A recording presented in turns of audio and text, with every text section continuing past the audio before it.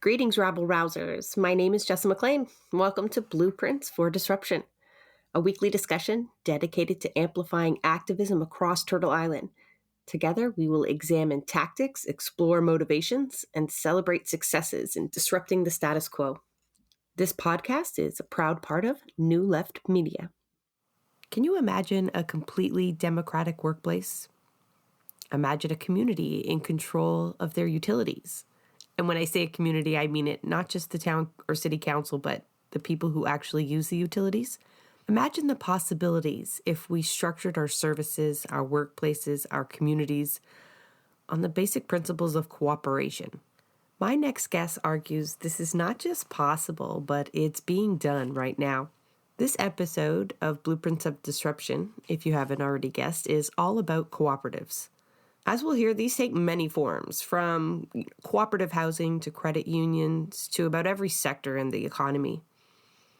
Now, it's not just the business model or the economic and social benefits, of which these are plenty, and we do talk about them. It's the potential cooperatives have to encourage a real culture shift, one towards a more humanitarian-based approach to everything that we do. Erin Morgan of the Ontario Co-Operative Association joins us, and even as she walks us through the very basics of what a cooperative is, it becomes clear that they have transformative possibilities, especially for those of us looking to chip away at capitalism and its ill effects on society. Now, we often narrow our focus of worker liberation on unions alone.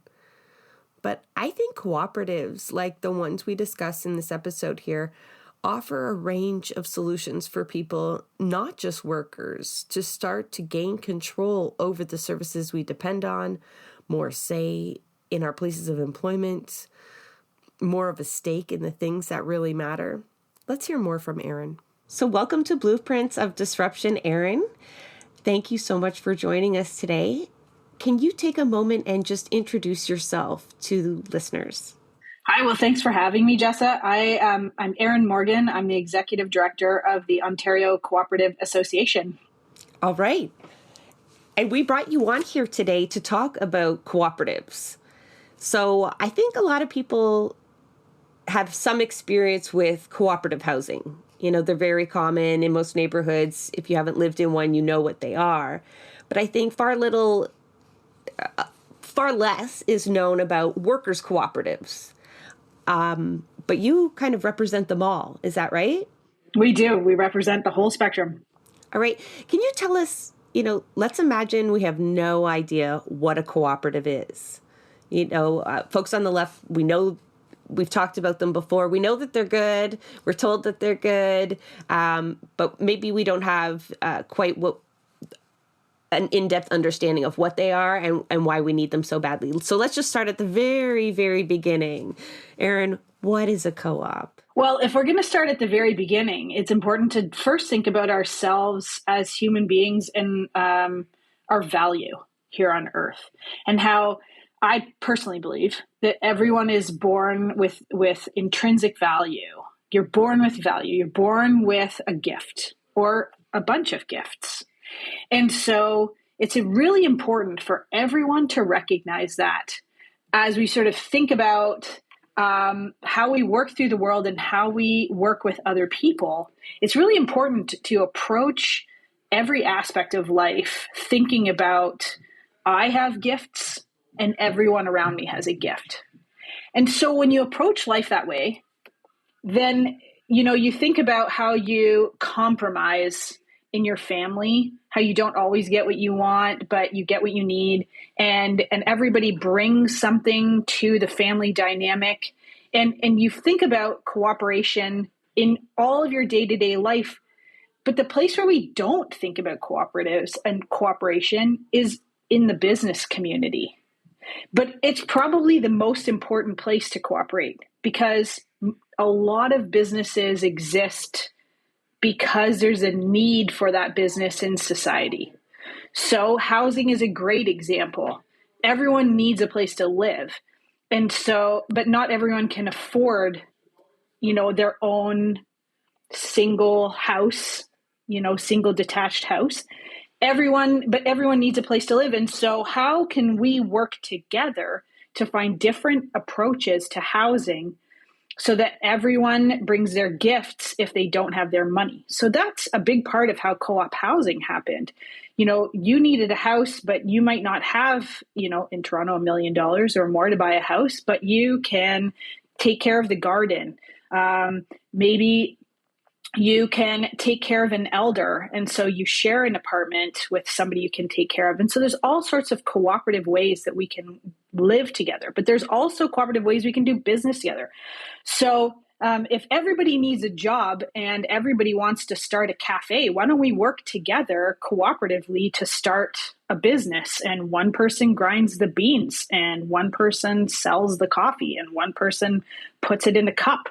You can share the load and cooperatively work together. And so if you think about the needs of society, you can think about how everyone can bring their shared gifts together to build a business.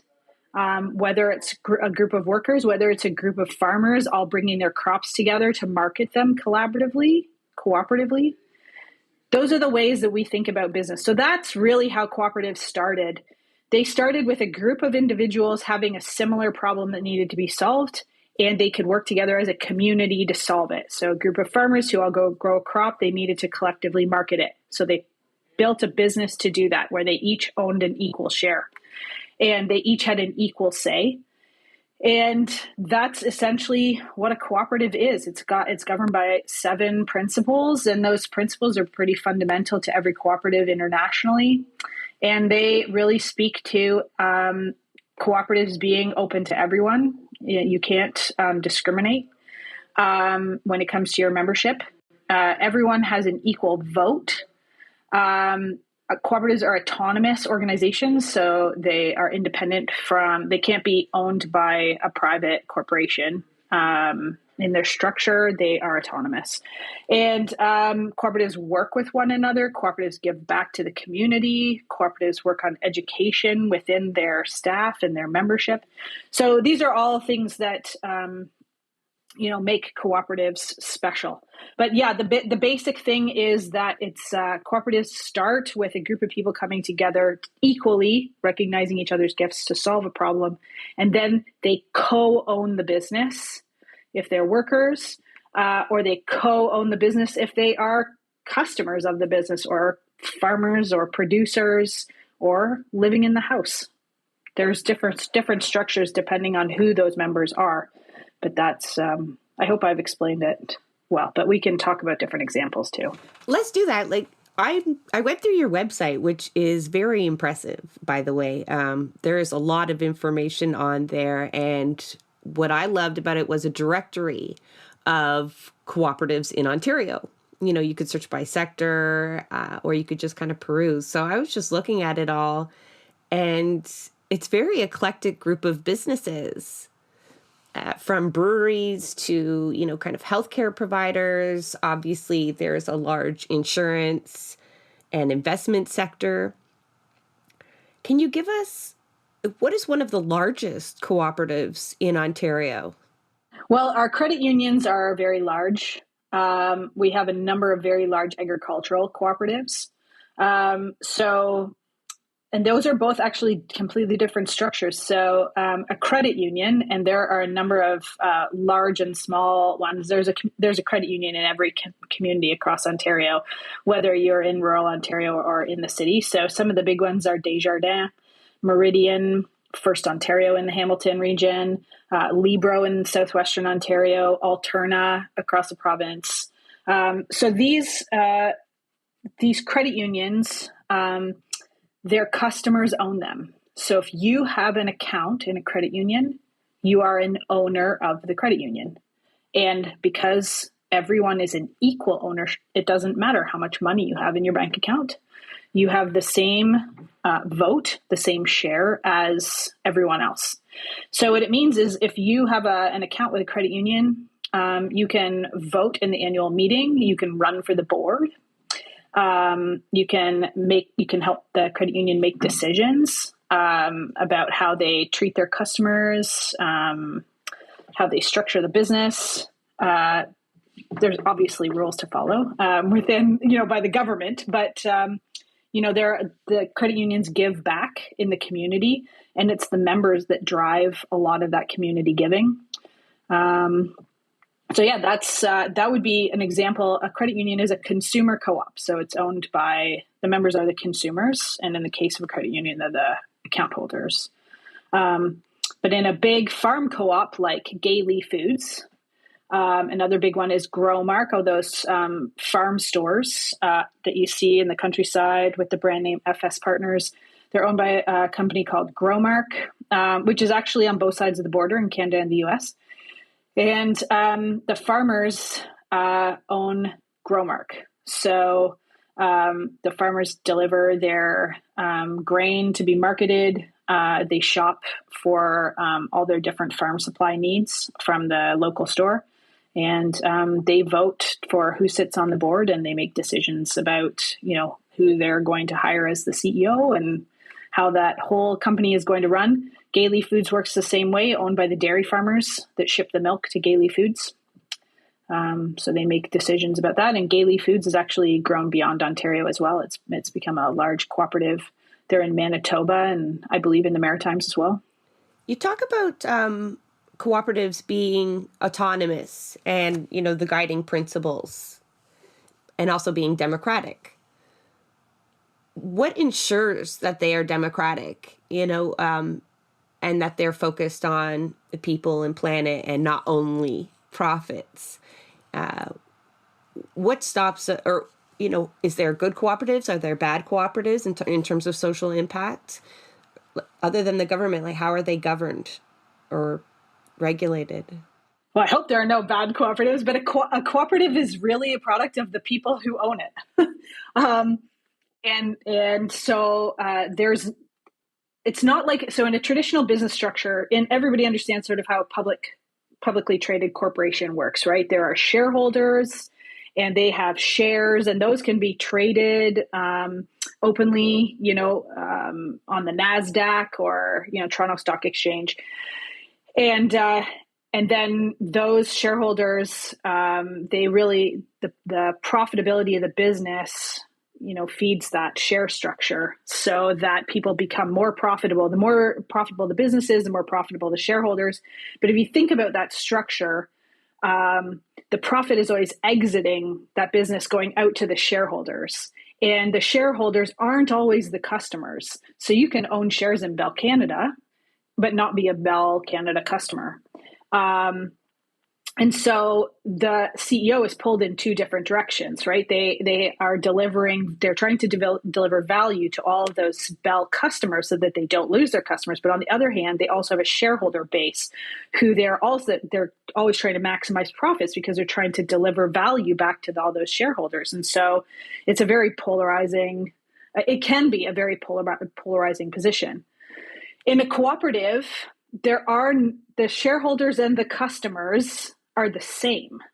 So in a cooperative like Hay Communications, which is a telecommunications company like Bell, but the owners are the people who live in the community, it means that the community around Hay Communications decides where the fiber gets laid.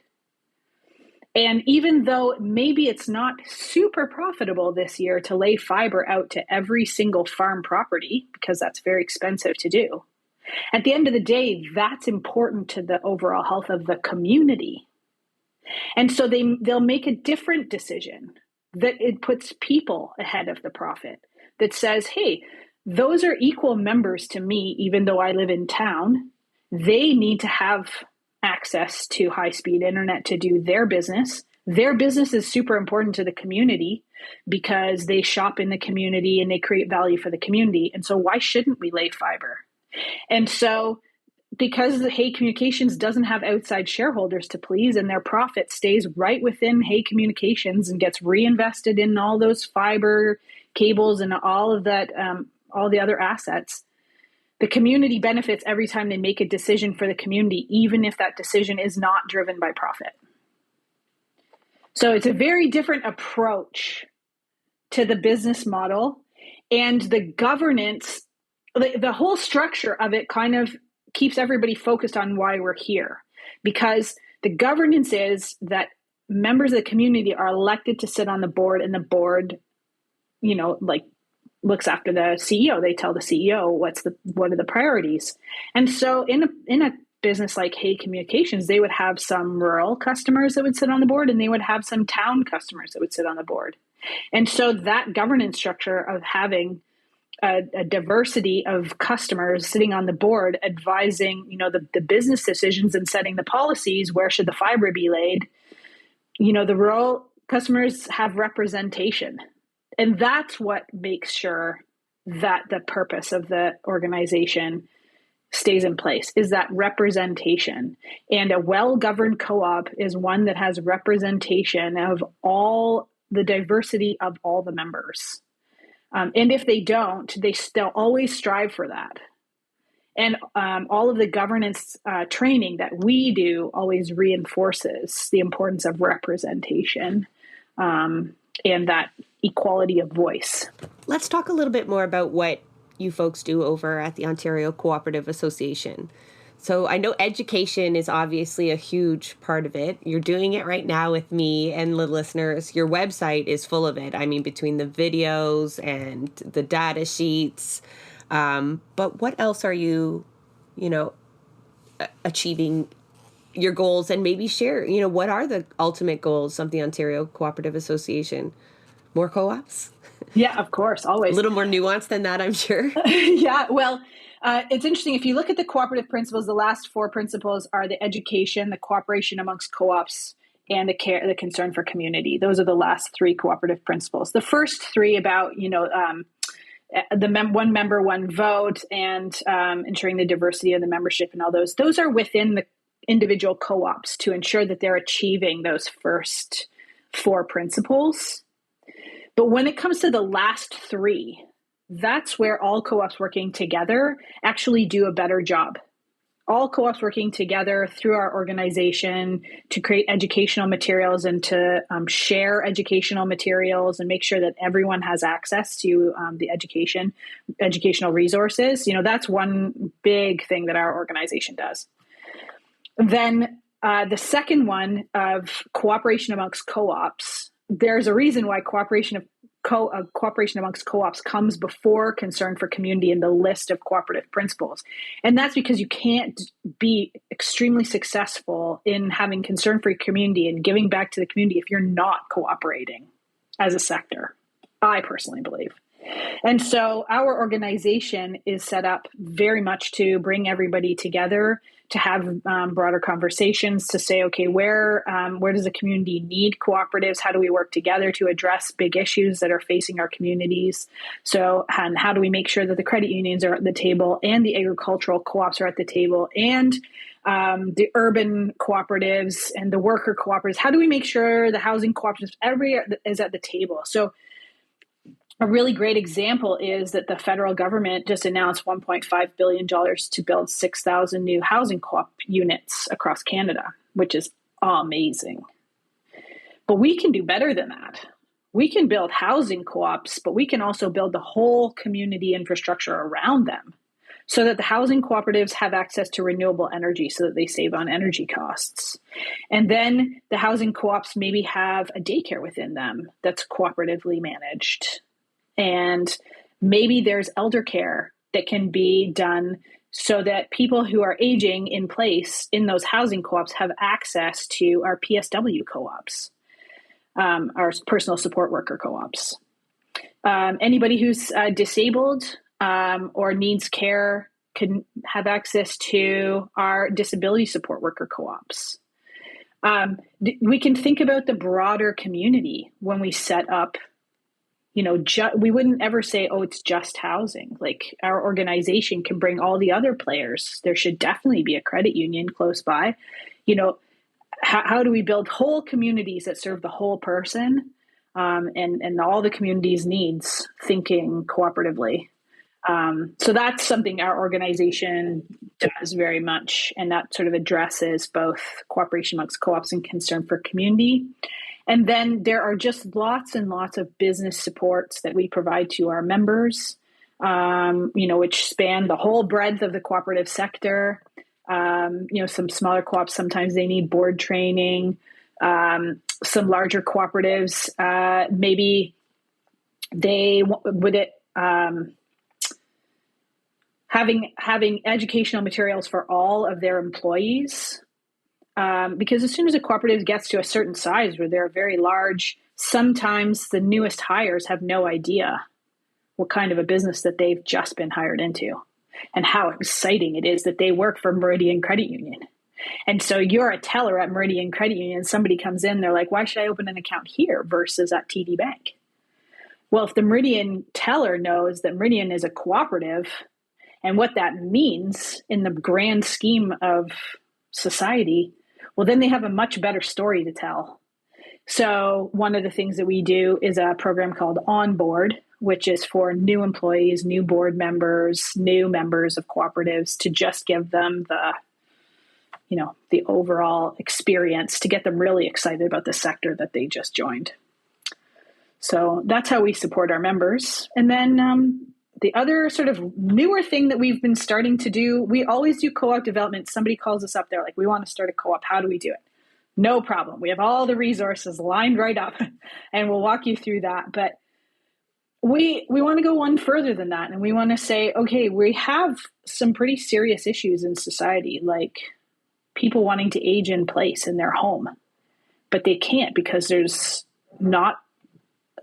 are not enough personal support workers to support aging in place, especially in rural Ontario. So we're starting to say, okay, here are some issues that we can address by creating cooperatives, by intentionally creating cooperatives. And so we're working with partners like Just Like Family, which is a home care business and that has franchise locations across Ontario.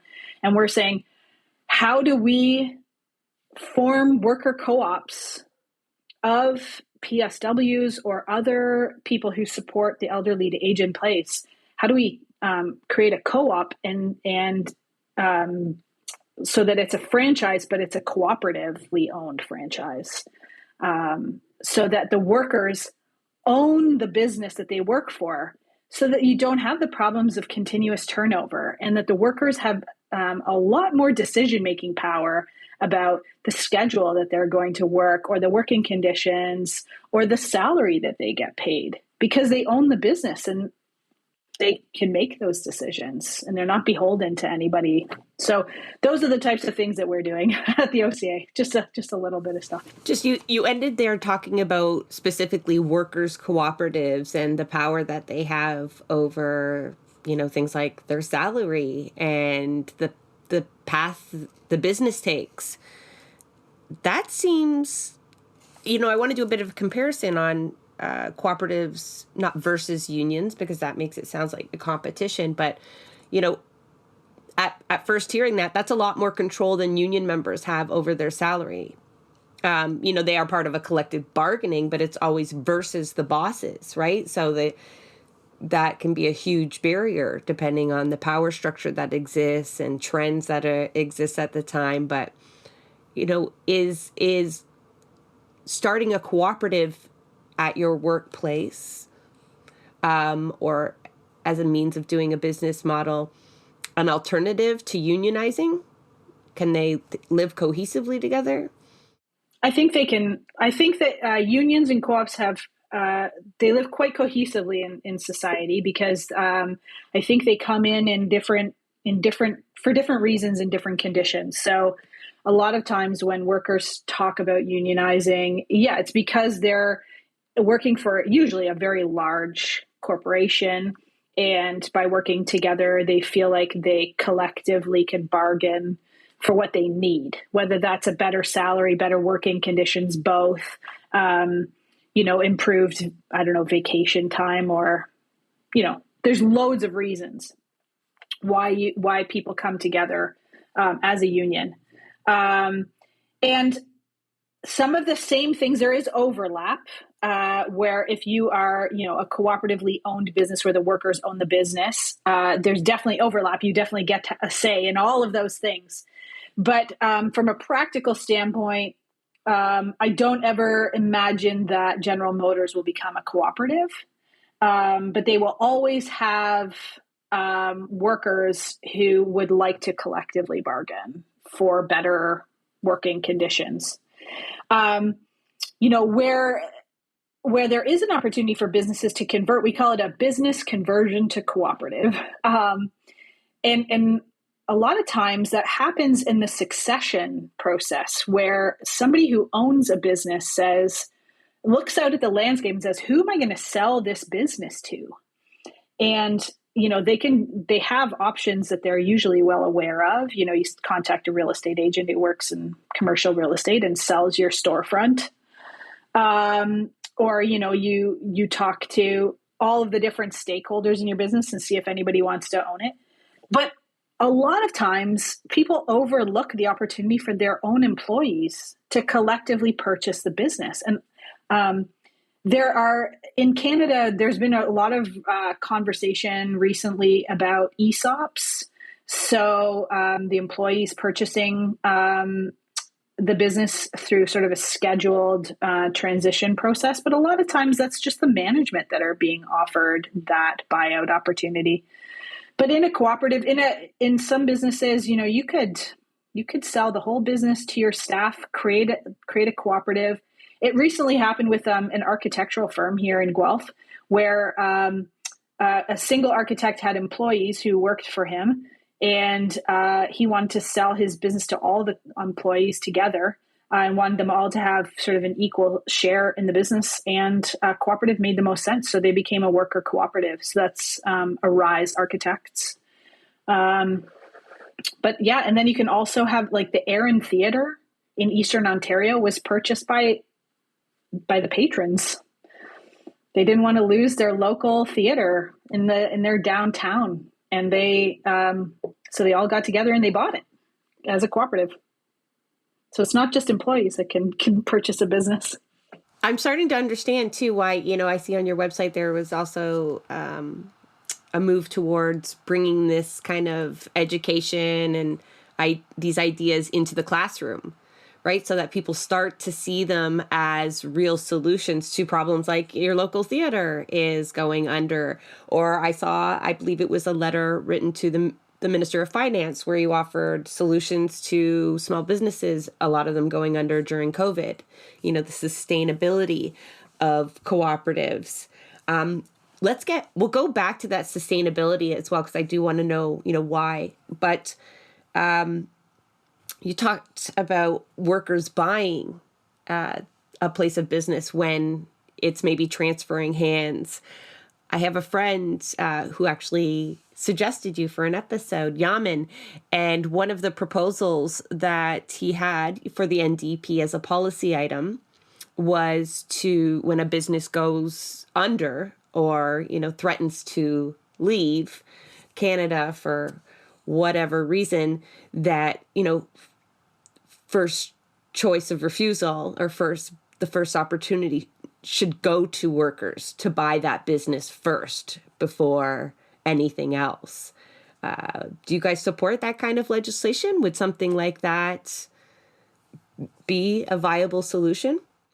It's definitely an interesting approach, and one that we would be very interested in talking about further. Yeah, I think if a business is threatening to leave a community, there are lots of jobs to be lost, and there would be an opportunity potentially. All of these things, they are all on a case-by-case basis. It's really difficult to sort of set broad policy and say, businesses can't leave unless the community gets a chance to buy it. There are so many mitigating circumstances that, sometimes businesses leave a community because there aren't enough employees, just in general, for them to be successful. So, but I would be open to being part of the conversation when businesses move. You mentioned education in the classroom, and that's why knowledge about cooperatives is so important, because people just don't think about co-ops as a viable alternative. And so, is it government policy that is required to sort of force the discussion, or is it better education around cooperatives that will just sort of naturally create those opportunities to have those conversations? I think those are two different directions. And I would also suggest, one place where the government could write policy, I suggest, is around the selling of government assets. So before you privatize a government-owned asset, I would suggest that consumers, like Ontario taxpayers, get the chance to cooperatively own that government asset.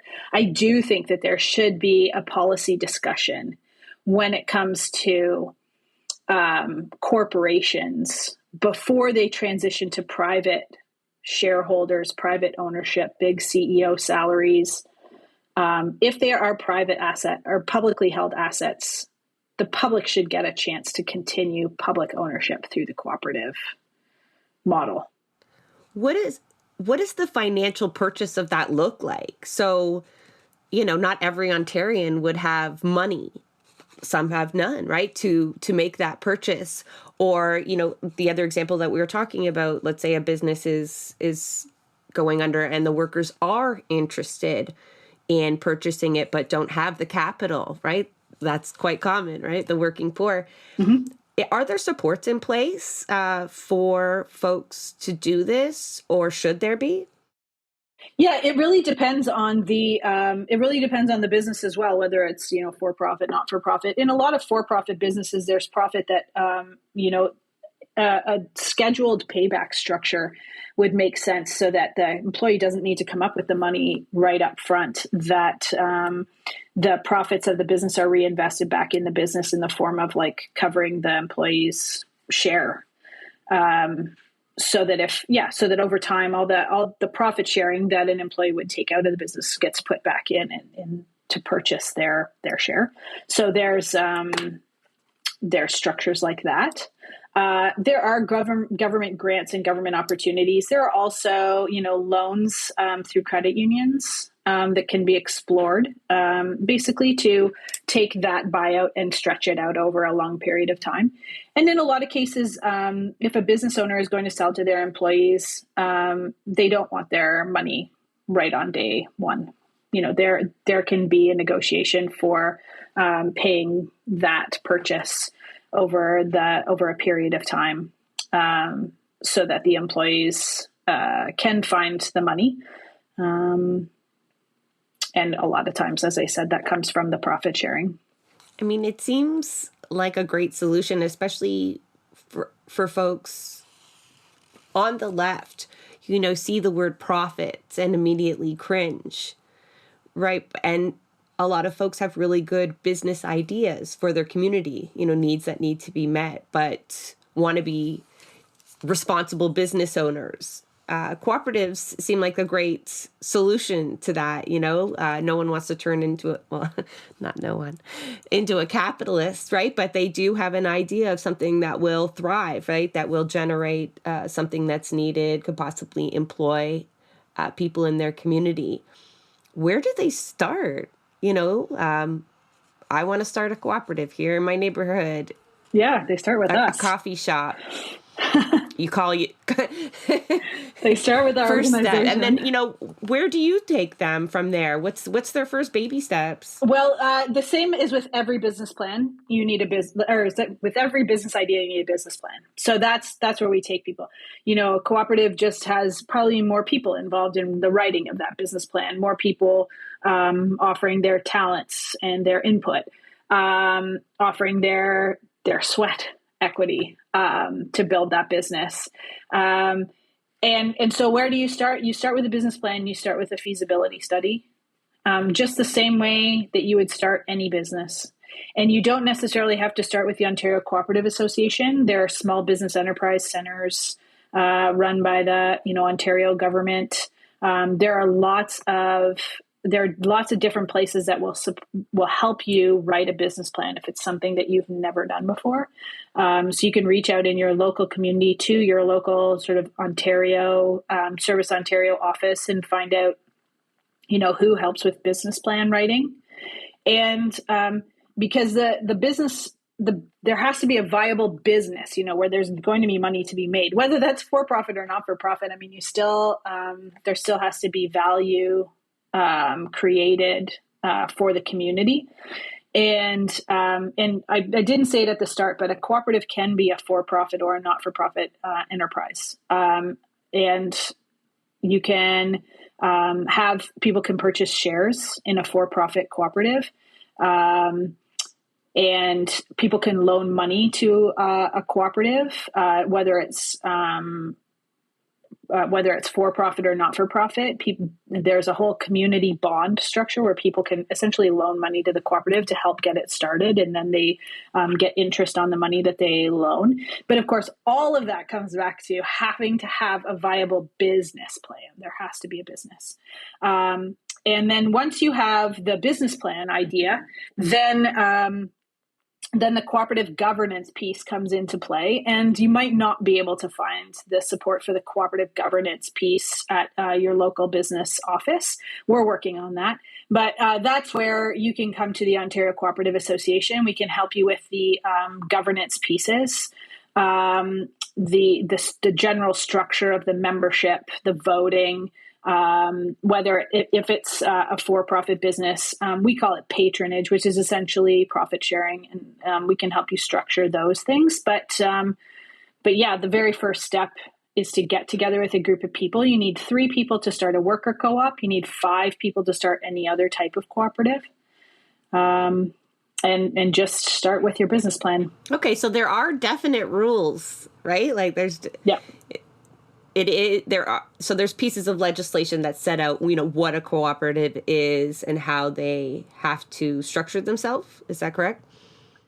Yeah, there are some rules. There's the Cooperative Corporations Act in Ontario governs cooperatives. And yeah, the Cooperative Corporations Act spells out that a cooperative must have, if it's a worker co-op, 3 members. If it's any other type of co-op, 5 members. There's some specific legislation for housing co-ops because that's a slightly different structure. And I would suggest anybody interested in housing cooperatives should contact the Cooperative Housing Federation, CHF Canada, and they can help with any ideas around housing. But yeah, and then you can look through the act. It's pretty long and detailed, but we also have we sell a plain language guide. No, that's what you're for. We'll call you and we'll ask you. Our organization sells a plain language guide to the act for anybody who does have questions and is very interested in all the ins and outs. But yeah, it is funny because it says right in the act that a cooperative has to operate on a cooperative basis, which is it's like, that's helpful. Thanks. A little redundant. So yeah, any questions, people can come to us. Erin, I got this list in all the things that cooperatives impact. We didn't touch on it, but the ability to address climate change, the promotion of democratic values, right? Housing, precarious work, sustainable businesses. Why aren't there more cooperatives? I know there are a lot. I was very astonished. I wrote down some numbers, $3 billion just in the insurance and investment sector in Ontario. There's 137 healthcare and social assistance cooperatives in Ontario. I was surprised 7 utility cooperatives. That, for some reason, whatever, that surprised me. But why isn't this a bigger solution? Let's start with Ontario. Are there barriers? What? No, the history is the reason. So Quebec is the largest region in Canada, for cooperation. And it's baked right into the fabric of their whole lives. And so they were brought up in a cooperative culture. So of course it perpetuates a cooperative culture. When you're surrounded by cooperative businesses and you understand why they were formed, you continue to see the value in those cooperative businesses. And more start out. And also the Quebec government fully understands cooperative business. And so a lot of cooperative business stems from municipalities saying, how do we cooperatively solve this problem affecting our municipality? And so it's just a very different approach. In Ontario, because we don't have the long tail of this cooperative approach to business here in our province, the only way to really develop it and get it going again is to start with youth, is to teach it in class. And when you look at a business class, when you look at the curriculum for business, grade 11 business, there's a paragraph about co-ops. And if their kids are lucky, their teacher might read the paragraph to them. But most of the time, the kids are just given pages, 17 and 18 out of the textbook to read. And one of the paragraphs is about co-ops and they skim it and it's not even on the test. So why would we understand it? And so we've developed a curriculum called a curriculum-based program. It's called Cooperative Minds. Teachers can incorporate it right into their classes at any grade. At different grades, we focus on different things so that it fits perfectly within the curriculum. And we're a little tricky in that we don't teach them about cooperatives. We let them learn about cooperatives on their own. We present them with a problem, a business problem, a real problem that a real cooperative business is facing. And the kids are put in groups to research and solve that problem. And while they're working together in the groups, we help them with different ways of approaching group work that allow them to collaborate and cooperate better. And we call out all the things that very typically come up when you're working in a group. Biases and lack of recognition of people's gifts, empathy, lack of empathy, all of those things, we call them out and we give them tools to work through them.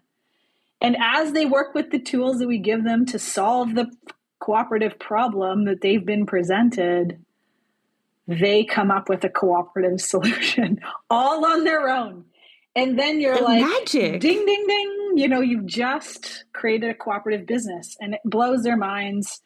And it's a really great program. Cooperative Minds, I will say again, is the name of it. And we have developed a new curriculum for elementary school students that don't focus on a business case problem, but just focus on all of those necessary skills for cooperation. So empathy and recognition of other people's gifts and all of those wonderful things that go into creating the perfect environment for cooperation. So that's an element for our school curriculum. I've written that down. I think I'll be pestering trustee friends and anyone I know in the York Region School Board where I am to slide that into their DMs as a suggestion, because I think what gets me most excited as I learn about cooperatives and we talk about their impacts, yes, they're good business models. Yes, they benefit workers and all the other things, but it's this culture shift that it has potential to create, where I think one of the biggest barriers to providing an equitable society is this individualism that has been bred into, that's an awful word, individualism that has just been, we've been conditioned to believe is true. No one actually succeeds on their own. Most socialists and people on the left understand that, which is why we look towards cooperative solutions to all of our problems. But I think allowing people to work in these environments, bank in these environments, and then, ideally learn about it at a young age, it has so much potential to really start to reshape how we look at what a business is, what its purpose is, what your personal goals are, and it's not to be wealthy, but to provide for your community and not have to want for anything at the same time. So, if you want to just kind of go on that, and does that drive your work a lot? Like, do you get excited about that in the same way? You must. So this is what drives it. So the last few years, the pandemic has really created a greater divide in our economy because there were people who were privileged enough to stay home and work and stay safe. And then there were the frontline workers who had to go in and, take it on the chin every single day. They had to put themselves and their families in danger. And then there were a whole bunch of people who, maybe didn't have to work, or, we've created this cultural divide. And a lot of the work that we have been doing is starting to say, how do we build generational wealth? And the only way to do that is for communities to own assets, and this is why cooperatives are not for profits. Cooperatives are for-profit businesses because the goals of a lot of cooperatives is to create generational wealth, is for all of those business owners to make a profit in order to buy a house, in order to, have everything that they need. And then for their communities to grow, even more wealth that they pass on from generation to generation, and stop, cycles of poverty, and stop all of the problems that we have by allowing people, like, it's not my job to create the business and then hand it to somebody or have the idea. Like, that's the best part about cooperatives. The best part of cooperatives is I don't have the answer. The people in the community that see the opportunity or the challenge that's faced by the community co-design the solution. And then they own it, and then they create the wealth from it. And that wealth, builds the entire community's economy. And that is the important part about cooperatives, and why they are so important today, even more than they were, before the pandemic. They're so important for building the wealth of communities. And the other thing is, and this is not recognized by a lot of people, and I really wish it was, but we didn't invent cooperatives in the Western world. And the idea is very much built. So the first cooperatives came from India. We love to talk about the first cooperatives, being formed in the UK, and we have all kinds of stories. But India is actually the birthplace of cooperation. And every culture in the world has cooperation at its base. Somehow in Ontario, we have lost sight of cooperating and building wealth and passing it down generation by generation. But, a lot of people who arrive in Ontario coming from a different place in the world, I think, I can't speak for them, but I'm going to guess they're pretty shocked to find that we're not as cooperative as the place where they came from, because we're pretty behind the times. And so I think that we have a lot to learn from people who are coming to our country, bringing a cooperative tradition. We have a lot to learn. And I think in a lot of cases, we should just be handing the reins over and saying, please show us, please teach us how to do this better. And so a lot of my work recently has been with people who are teaching me and showing me the ways that it can be better. And so that's they've exciting. Come from places. Yeah, they've come from a deep cooperative tradition. That's funny because it ties into my last episode. That was a group of workers out of Brampton self-organizing around getting stolen wages back. And it was absolutely imperative to them that they impress upon me that it was a collective, it was a cooperative. They didn't use that exact language, but also that was how they grew up. That was part of the Sikh culture, and that you fight alongside of one another, and the way that the group worked was, once your wages were won back or your victory was won or not won, you were expected to stay and help the next person. And, this exponentially has grown the group and provide better and better results for the people in it. And so, yeah, it's absolutely something we need to recognize, that there is something inherent in the culture that we have here that, is needs a lot of improvement. That, the myth of individualism I kind of touched on earlier is just that, is a myth. We do need to work in groups and rely on each other in this way. So is there, you mentioned India as the birthplace of cooperatives. Is there somewhere we can look, other than Quebec, where it's, there's real success stories that, the economy is thriving, the people are thriving, and, you might attribute that to higher instances of cooperatives? What's the first place that comes to mind? The first place is the place that everybody says, which is Mondragon, the Basque region of Spain. So that's where you can see a thriving cooperative economy. But there are places in India where you can see the same thing.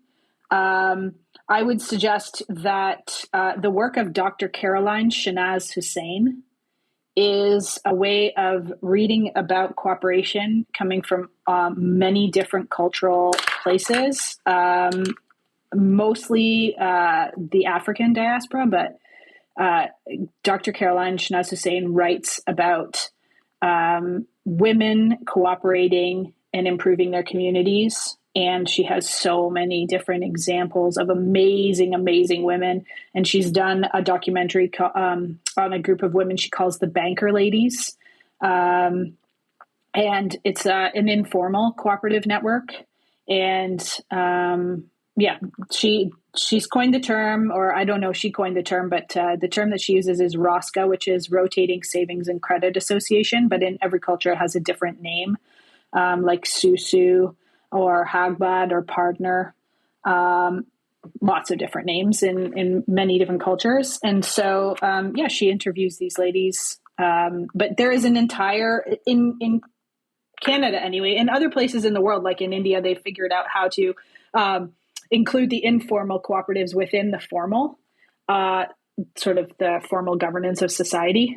In Canada, we haven't figured out how to do that yet. So there are lots of informal cooperatives, and they should be recognized as well in Ontario, because it's this group, like you're talking about, people who have organized for the purpose of business or supporting one another with an outcome that will benefit their community. And just because they didn't incorporate as a cooperative doesn't mean that they shouldn't be recognized as one.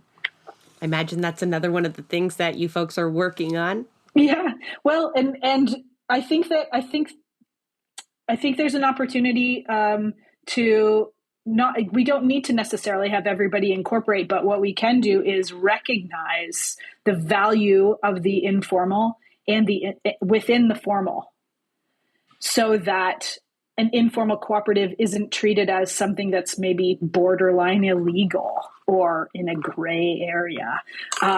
It can just be what it is, which is a group of people coming together to improve their lives. And so I think we can just do a better job of recognizing the informal within the formal systems that we have.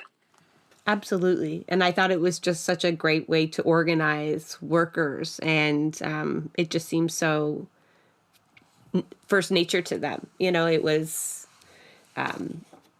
promising, especially it was mostly youth workers, like you said. So it needs to start there.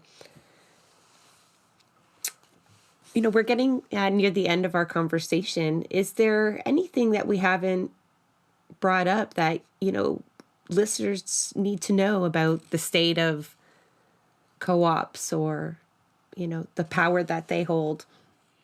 I just encourage people once they know about cooperatives, to start looking around at the structures of, businesses in their community, or decisions that get made maybe within their municipal government or the provincial government, and look at opportunities where a different decision could create more opportunity for collective ownership, for building generational wealth, for making sure that everyone continues to own public assets. The more you understand about the power of cooperation, the more you see the opportunity for it.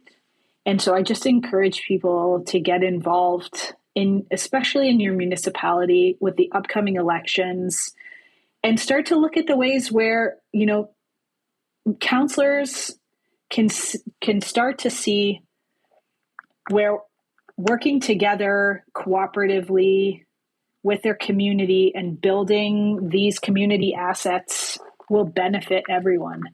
But yeah, bring us your great ideas, and speak about co-ops whenever you get the chance. I encourage everyone to look into it, get more information, reach out to me, Morgan at Ontario.co-op. Look at our website, Ontario.co-op. Talk to your teachers about teaching the cooperative business model. Yeah, just be in touch. We would be happy to help. I'm glad you hit on the municipal election there. And because, as you say, these solutions to building assets, but also saving assets. And I think it would be really interesting for all the municipal candidates listening, and that they incorporate this also into their campaigns as solutions to issues that your communities are facing that your opponents likely won't offer, right? They'll have the same old models, and this is very innovative. I think every community can relate to those lost assets at some point, and what it would have been like to have more control over those assets and to keep jobs within the community and whatnot. So that tie-in was perfect for the timing here, because I think politically that's where a lot of people's minds are. And if work can be done there to boost the cooperative idea, then let's do it. I'll be sure to share the links alongside the episode. But yeah, Erin, is there anything you want to let us know? Anything else that the Ontario Co-Operative Association has coming up? Or we have so many things. But just keep an eye on our website. We will be at Queen's Park on October 18th, talking all things co-op. Co-op week starts on the 17th. Yeah, it's that week. The 17th of October is co-op week. So look for co-ops in your community. Support the businesses. They're everywhere. We are everywhere. So thank you very much for having me. Thank you, Erin, for taking me on this journey of Cooperative 101. And I'm way more excited about the possibilities of cooperatives now.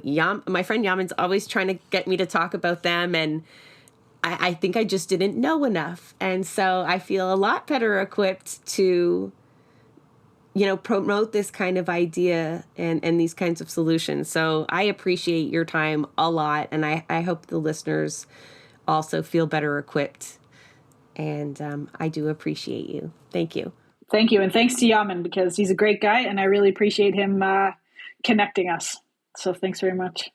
I want to encourage folks again to look up cooperatives in their area and support them if they can, and to really look at cooperative solutions in general to solve the issues that most of our communities are facing right now.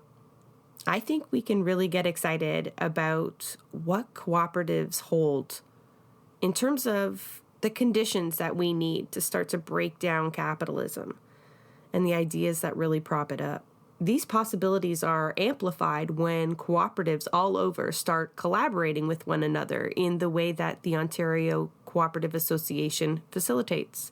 So thank you again to Erin and to her co-workers at the Ontario Co-Operative Association for their time and for their work. Like in all things that we do, there is a team behind Blueprints of Disruption. I want to give a big thank you to our producers, Santiago Hello Quintero and Jay Woodruff. Our show is also made possible by the support of our listeners. So if you appreciate our content and would like to become a patron, please visit us at www.patreon.com/BP of Disruption. So if you know of any work that should be amplified or want to provide feedback of our show, please reach out to us on Twitter at BP of Disruption. Blueprints of Disruption is a project of New Left Media, an independent employee-owned company.